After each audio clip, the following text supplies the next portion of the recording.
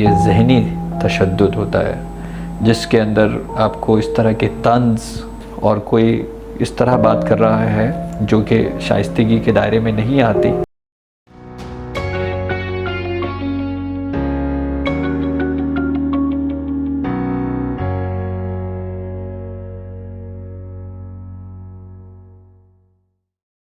अगर शौहर या उसके घर वाले बदकलामी करें तो क्या ये वायलेंस या अब्यूज़ का हिस्सा है?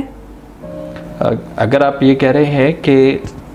शौहर या उसके घर वाले अगर बदकलामी करते हैं तो ये वायलेंस कहलाएगा या अब्यूज़ कहलाएगा, यानी कानूनी गिरफ्त के ऊपर जब आता है, जब आप इस बात को जाके साबित करेंगे किसी कोर्ट के अंदर, जो कि तकरीबन नामुमकिन बात होगी। हाँ, फॉर श्योर अगर ये जिस्मानी तौर के ऊपर कोई तशद्दुद हुआ है तो वो तो कानूनी गिरफ्त के अंदर आता है,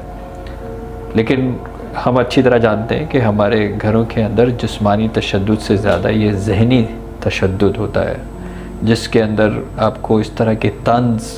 ताने दिए जाते हैं और आपको मोरिद इल्ज़ाम ठहराया जाता है। तो अब सवाल ये है कि आपका अगर सवाल ये है कि ये अब्यूज़ है, तो अगर उस अब्यूज़ की बात कर रहे हैं कि आप कानून की गिरफ्त में ला के किसी को सज़ा दिलवा सकते हैं, तो ऐसा तो नहीं है।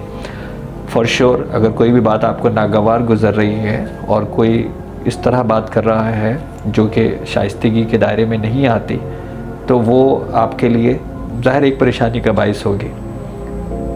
ये भी बहुत हकीकत पसंद होना ज़रूरी है कि आपके उस घर के अंदर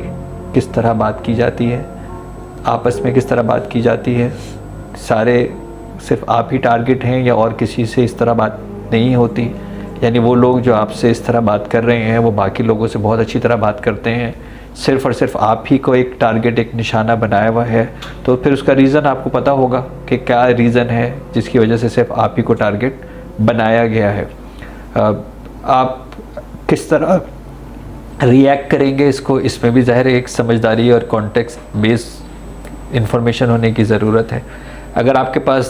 कौन कौन सी चॉइसेस हैं ये भी ऑब्वियसली हमें मालूम नहीं है, पर अगर क्विकली सवाल सिर्फ यही था कि ये अब्यूज़ में आता है, तो आपको अगर ये बात नागवार गुज़र रही है और आप एक नेगेटिव स्टेट के अंदर इस बात की वजह से चले जाते हैं, तो फॉर श्योर ये आपके लिए परेशान कुन है।